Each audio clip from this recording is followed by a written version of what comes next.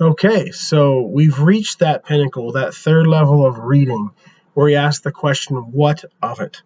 You need some examples to practice asking that question, right?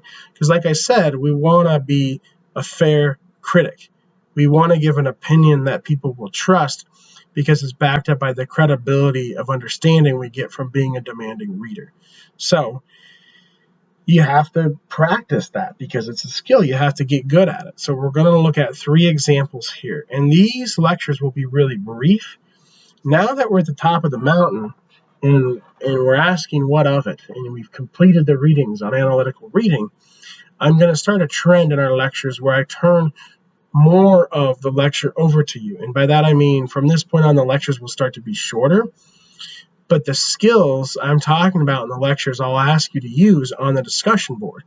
So if I go into detail giving you my critique of these examples, I'd be doing you a disservice. What I need to do is just get you far enough that you can then on the discussion board complete the critique yourself and give your opinion, not mine, so that we're living up to that standard of liberal arts.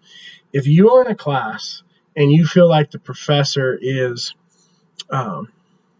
just trying to get you to a point where you have the same opinion as that professor is failing as a liberal arts instructor.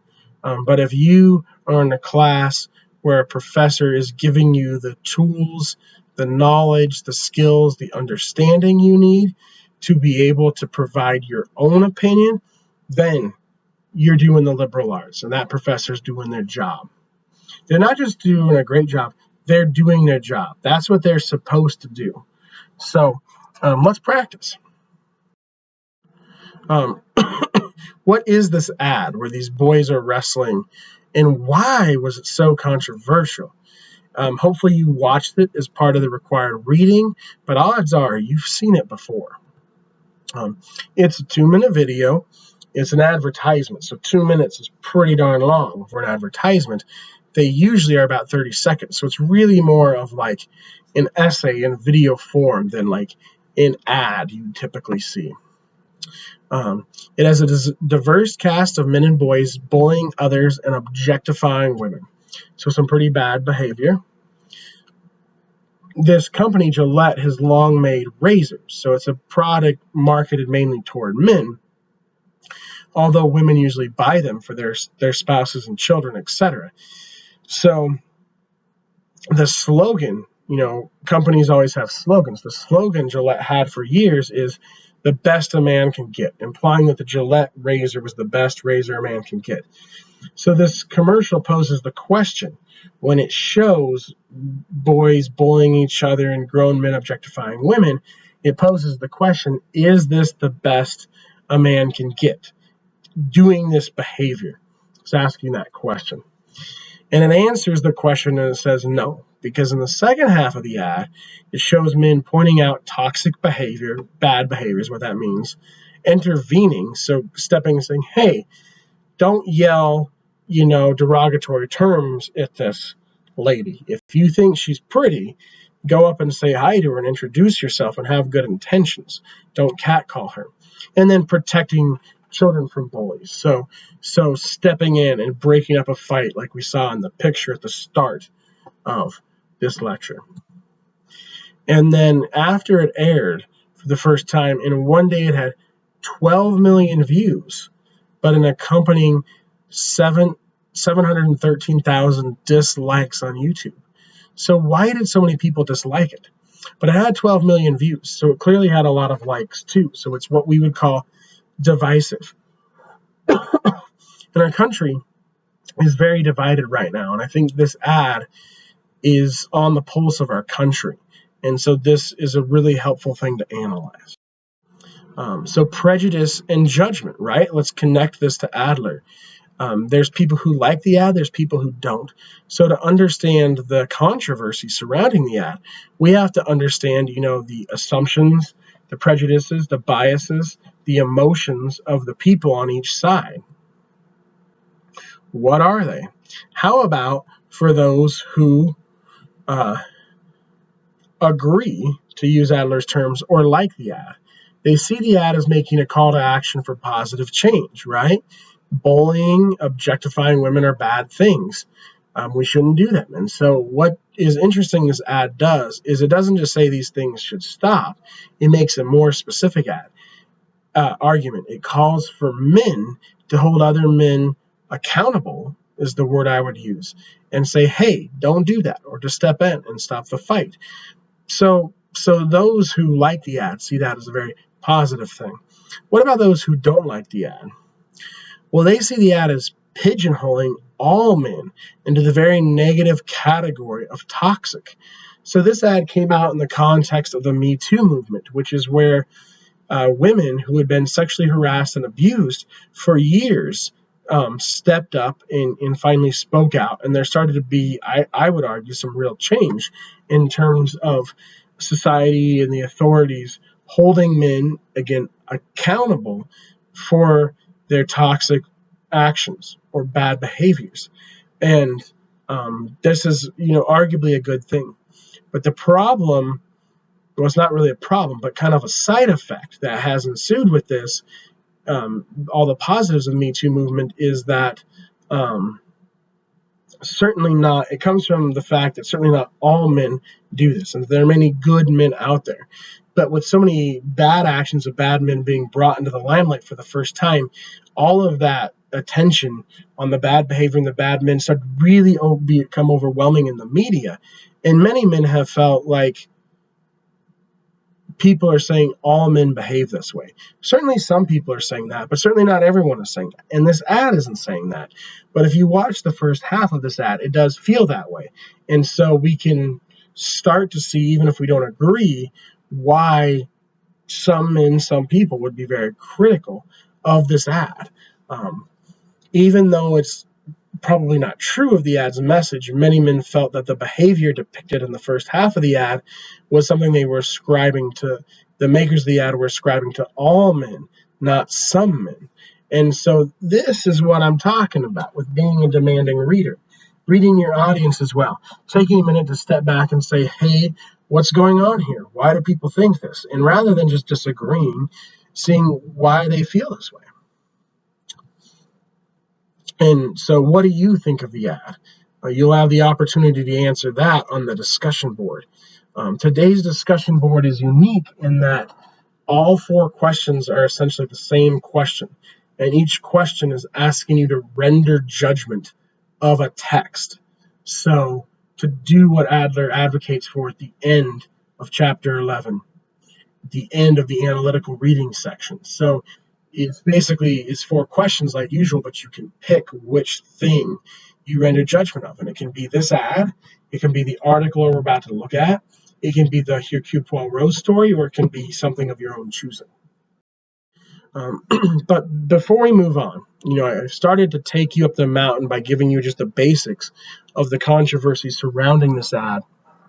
I feel like I need to give you a little bit more before I turn you loose and you render your judgment on it. So I want to give you just a few examples of critiques. Now, these are not critiques with which you need to agree at all. Remember, it's liberal arts.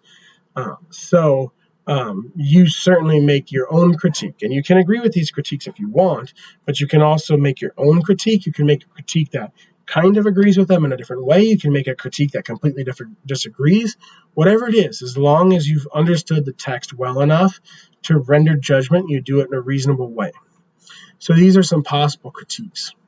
And one of them comes from Emily Dreyfus, who wrote the article I asked you to read for the assignment. I asked you to read that just so you would see someone else's critique, someone who's a paid professional writer who got an article published, but who gives a clear opinion on the ad.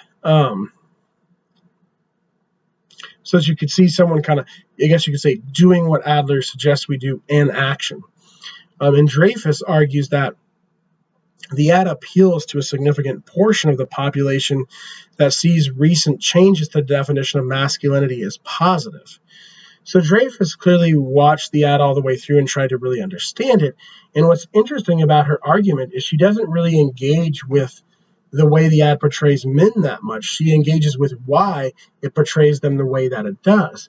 And what a lot of people who were critical of the ad said in their response was that it would be alienating men, that it was too harsh on men, it was pigeonholing men, and men are the primary customers of this type of razor. So it was a bad marketing strategy because it was alienating most of their customers. So what Dreyfus argues is that um,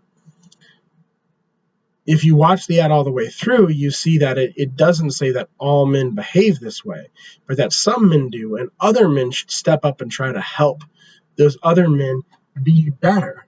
And so she's saying a lot of men, not the ones who are giving dislikes on YouTube and Twitter, but a lot of men agree with that position. And she has all kinds of data, polls and stuff that ad writers did to back up that stance. So she's saying this is actually, she's not really engaging, with whether she agrees with the message of the ad. She's more making a comment on how the ad she thinks was actually a good marketing strategy as opposed to a bad one. Because a lot of the critics said, well, not only do I disagree with this ad, it's a bad marketing strategy. She's saying, no, it's tapping into the pulse of the culture, even though there's a segment of the culture that was really offended by it. So it's a really interesting argument because of the way she sets it up and frames it. And so I thought you would enjoy reading it to try to understand this ad better as kind of our case study of how to critique a text. And this is one of your options that you can critique. Maybe you really disagree with Dreyfus. Maybe you agree. Maybe you agree, but in a little bit different way. So you can not only critique the ad if you want, you could instead, if you want to critique Dreyfus's critique of the ad in your discussion board post. Finally, I know you're all dying to know what's my opinion of it. Well, I really thought about holding this back because I really want to hear your opinions, and I want them to be as little influenced by me as possible, but more influenced by Adler's strategies from how to read a book. But I thought I'd just give you a little nugget just to kind of give you a few angles, a few perspectives, because research is important. Seeing what's out there is important as part of the process of understanding before you make your own claim.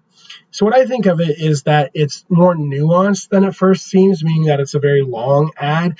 There's a lot of pieces to it, so you can't just look at one piece. To understand the ad, you have to look at it as a whole.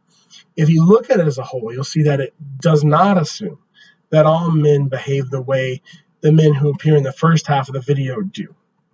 So the call to change it makes in the second half is logical and positive. Why wouldn't we want to stop this kind of behavior? And I do think it should be other men who help those men stop behaving that way. But because the video is so long and so nuanced, I can see how a lot of people would react the way they did. I mean, most advertisements are 30 seconds. Like I said, it's more of an essay than a video. So probably a lot of people stopped watching after the first 10 seconds, 30 seconds.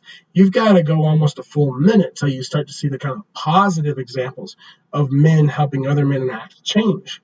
And so that's my critique is the message is good, but is this the right medium or format for that message? Because how long do people spend watching advertisements? And quite frankly, if I'd stopped watching it 10 or 30 seconds into it, I probably would have felt the way the people who gave the dislikes did.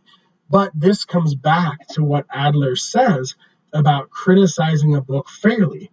I'm using the term book here very broadly to include any type of text, including a commercial like this one. So if I'm rendering judgment of the people who dislike the ad, I'm using one of Adler's points of critiques and saying that their reaction was incomplete. They didn't watch the whole video and fully process and reflect on it.